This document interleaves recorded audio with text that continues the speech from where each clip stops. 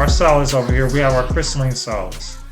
And then we have molecular solids and ionic solids that we had talked about. Then I'm going to go over to atomic solids in a little bit. But let's just focus on crystalline solids.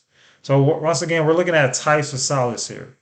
So molecular solids are basically what's composing of our molecular solids are molecules, okay? Because of this, they're going to have low melting points. So example, as I mentioned, it's like ice, right? These are regular molecular solids.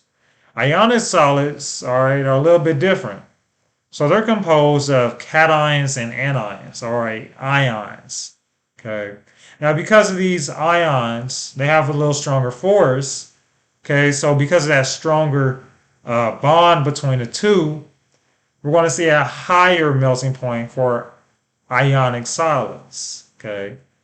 So example of those is like table salt. Table salt is a ionic solid, and it actually has a high melting point. So these are like our crystalline solids, but then we also have, all right, another type of solid, which are atomic solids.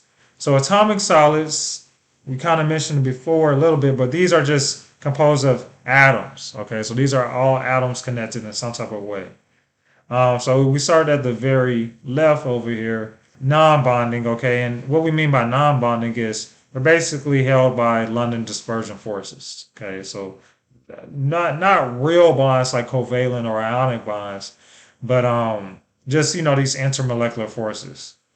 So example of these are like solid xenon, right?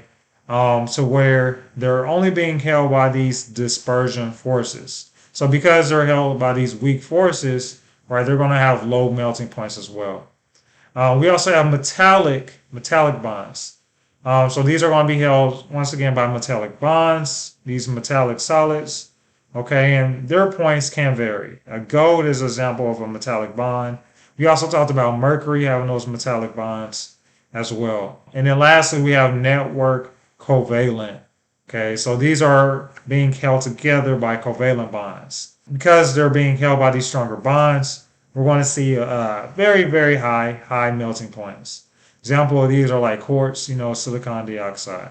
Okay, so these are just types of solids that we're mentioning here.